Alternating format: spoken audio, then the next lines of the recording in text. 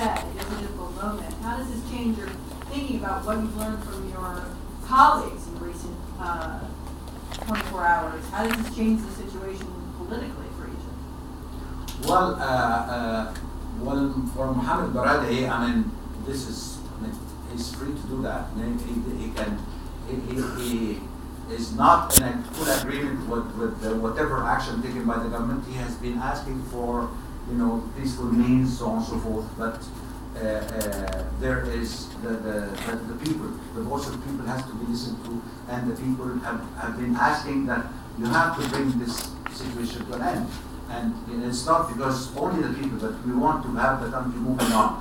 So, but this is it's not a disaster. Mr. Mohammed Baradei, who we owe him a great respect, he's a highly distinguished and he's a friend as well. Well, that's how, if in any regime, if there is somebody would resign, that should not make it as a kind of change of the situation. But the situation has changed because there is a direct effort by the government to bring a chaotic situation to an end, and we hope that from now on, that will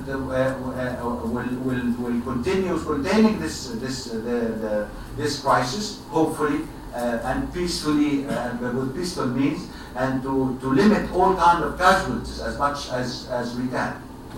Clearly, Baradei's resignation reflects growing concern within the camp that joined the ousted Morsi that this government is carrying out tactics that they don't approve of, that is looking more and more like a security state. My question to you is about sort of long-term thinking about the Islamists. You've made a very impassioned defense of how the government has been dealing with the Al-Adawiyya sit-ins. The question is really, in the long run, this government is going to have to reconcile with Islamists. It's something they're going to have to be brought into the political process. And it seems to many here in Washington that a military solution only makes them stronger, gives them more sympathy, drives them underground, and pushes them to resort to violence. Once again, how do today's actions support the demands of the people for a more inclusive, democratic Egypt? Thank you, Pete. Thank you very much. That's a very important question. I think that we have to make it very clear. Being an Islamist is not a crime. We are not against Islamists, but we are against those who are adopting violence as a means of action, right? And you should remember that we have in Egypt two arms for Islamist group. We have Islamist, the Muslim Brothers movement, and you have the party, right? And the party is recognized, is officially registered, and it was invited more than once to join the political process. And still, the invitation is open. So to answer your question, simply we know they are part of the Egyptian people. We cannot just assume that they do not exist. This would be very naive politically.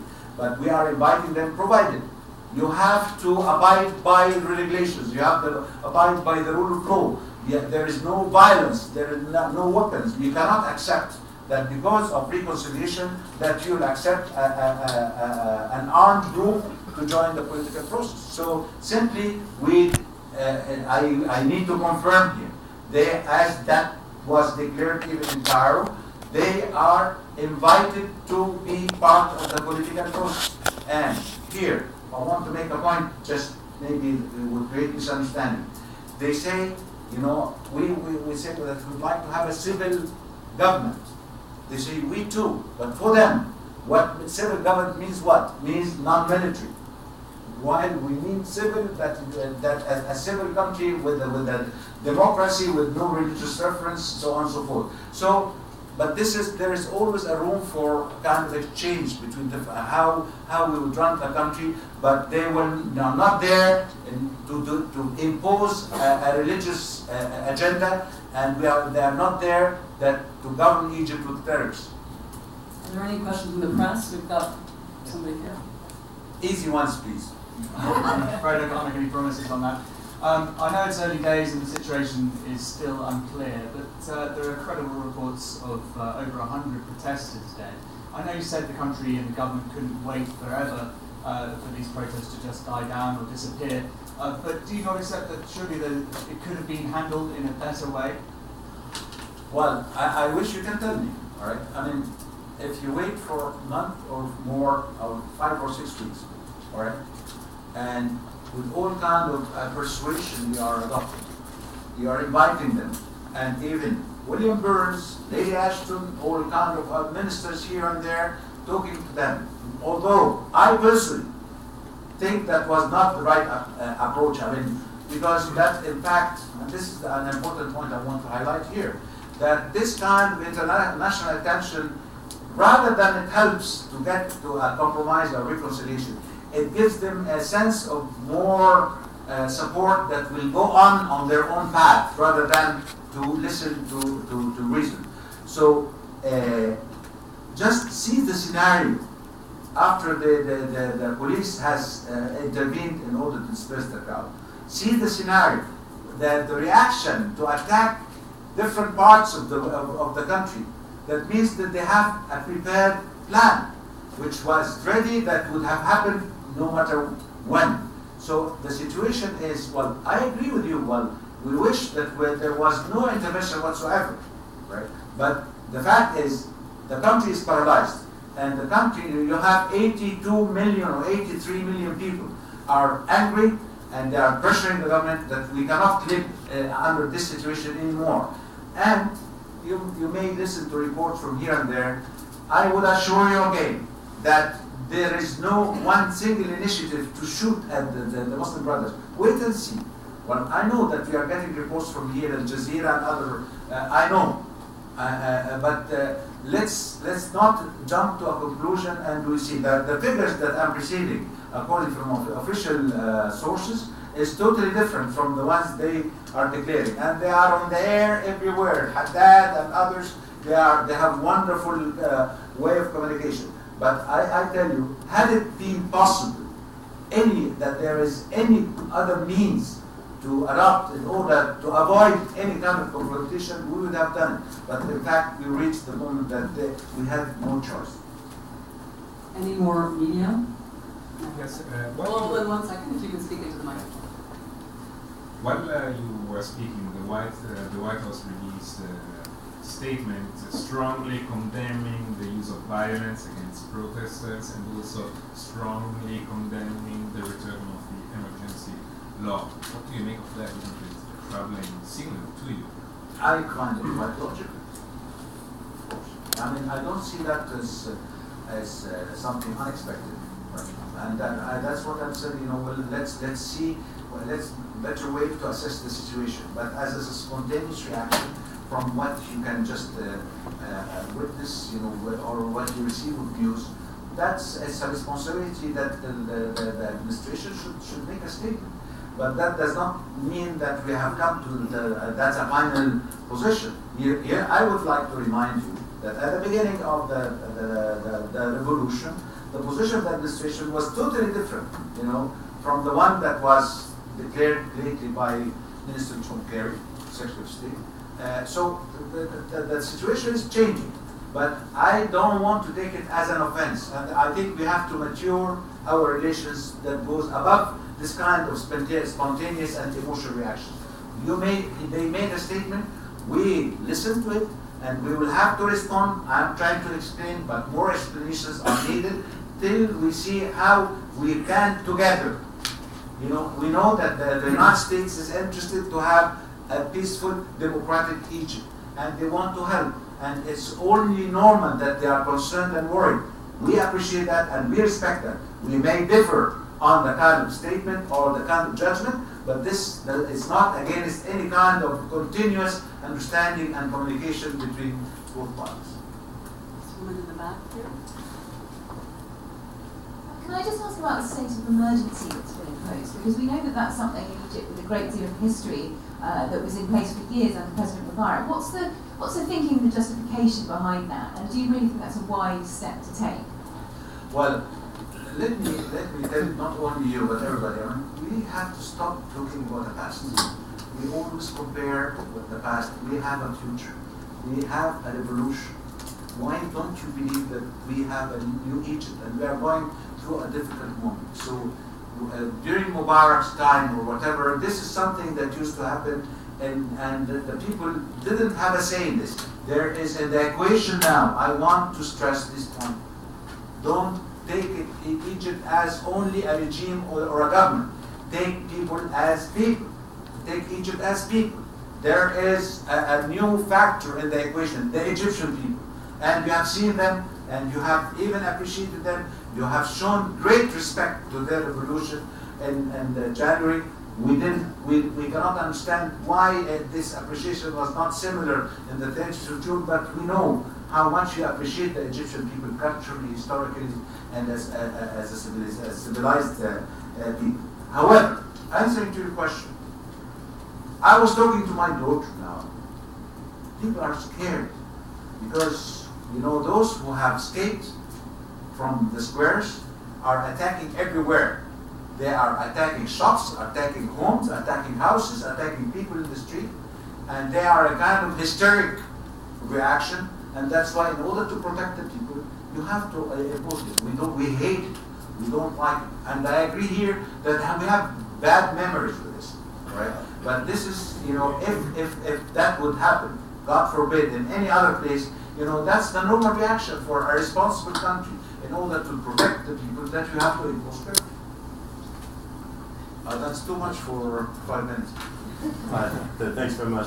Do you believe that the continued... Could you introduce yourself? My name is Kareem Foda, Mostly. I'm an associate... You look very much different, don't change. So very much so. My question is, do you believe that the continued detention of Mohamed Morsi is helping or hurting the situation? You spoke of exhausting all alternatives before coming to the last case. His detention and his release seems to be, like, it could be one option.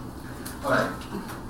First, there is a kind of case. He has a legal case in the court. But even let's forget that. Let's assume that it's not true, or that he's innocent. Let's think logically. Release him and put him back to his house. You tell me the story. What would happen? What would happen? His supporters will go there, right? And you'll have a kind of sit-in. You'll have a kind of demonstration. And you'll have another demonstration who are his opponents. Then you are creating, it's even to protect his own life, right? So, but I'm talking humanely, that's very personal, and him I'm talking in my personal capacity. This is something, that with the kind of tension, had it been that he was removed and went back home and his supporters accepted, there would have been no problem. But you have seen since his deposition, the kind of reaction in the street and the violence that has been used. I don't know why I was telling Kate that you are not used that we have democracy. That's why you tend to listen to the opposition rather than to the government, right? So this is what's happening. But I'm telling you that all what the government is saying today is accountable to the people. Nobody can lie today because the people are just have their eyes wide open. They cannot. So the situation now that we were unable to do that if he even was free of any case. But he has a very serious case, and he is detained illegally now. It's not detained in his house. He is detained, legally because he has a case. I don't want to get into that because it's up to the judiciary. But nevertheless, I think it would have been a very risky business that to free him, and he will never accept. I mean, ask your representatives who met him what he said. That he said continuously, I am the legitimate president. So if you release him, he will go back. Well, I have to go back to my office. I have to go to the, with my supporters to the palace, and then we assume power. I mean, see, it could have complicated this situation. Can I have my second vote? Assalamu alaikum. Alaikum salam. You continue in Arabic. Since you don't have Okay. Quick question on the sound. Could you introduce yourself? Yeah, I'm Chingy Chen with Phoenix TV. Sorry? I'm Chingy Chen with Phoenix TV. And some congressmen have called on the U.S. government to cut off the aid to Egypt. How essential the aid to the Egypt, I would like to know. And also, what's the purpose of your visit to here? And will you visit some U.S. officials here? Thank you. Well, I'm here to see you. I came to visit you. I think I explained that. I came here in order to meet the think tanks, the civil society, as much as I can. It's a very short mission. So it's very important to listen to you because I'm coming back with information, with questions, with concerns, with criticism, with even sometimes bitterness. And this is very important. Of course, we have an ambassador here, and the embassy is very active, but still have a kind of face-to-face discussions like the one we have today is very important. And well, tomorrow I'll be seeing, whether the Minister of Foreign Affairs or maybe the Prime Minister, just to tell them where we are, because U.S. is a priority for us. Aid. I have been advising my colleagues. This is an issue that is being extremely mishandled. Every time we have a misunderstanding, we hear we have to cut aid. Aid. Who said that aid is only in Egypt's interest? Why you keep using this as a stick, right? That if you don't behave, if you are not a good boy, I'll hit you. I'll cut. Well, we feel very much offended about this kind of argument. I know the justification for this. I know that this is a means in certain quarters, but this is not a way to undertake respectable relations between equal countries. Aid is not a charity. It's not a charity. You have to forget about that. It is a means for achieving interests of both countries. You need aid as much as Egypt needs it. So, and that's why I think because the people are mature and logically and politically mature, when the vote was put to the Congress, they voted in favor of aid because they know it's not because they like us. I hope they will. But nevertheless, because they know that this is in a mutual interest of both countries. Give the gentleman, because although he might be aggressive. I'm William Rick from Bankrupt International. You noted Bill Burns' trip to Egypt, his meeting last week. Both sides, both General Sisi and the Muslim Brotherhood have severely criticized the U.S.'s role. Do you think the U.S. does have a role in helping Egypt find some way to reconciliation, or should we stay out of it? I do, but it depends on what. Of course. I said U.S. is the U.S. It's not here to define. U.S. is the United States of America. And of course, their role is indispensable, but it depends. Again, why they criticized the role? That's the first part of your question. Because frankly speaking, the people, the moment we made the first statement made by the administration in the aftermath of the 30th of June it's a shock for the Egyptian people because they remembered how great was your position in the 25th of January, and they found that you have a totally different position, and that was a big disappointment. Okay, and because we cared, we had to criticize this. You have to complete the story because our statement has rather changed once John Kerry said, well, now we understand the situation. Now we understand that Morsi's regime was not democratic. Now we understand that it was the will of the people that we have to respect. So the whole situation has been changed. Now, I want just to discuss with you what you mean by reconciliation. When we talk about reconciliation, as if you are talking in a very normal situation between 2 or 3 or 4 political powers.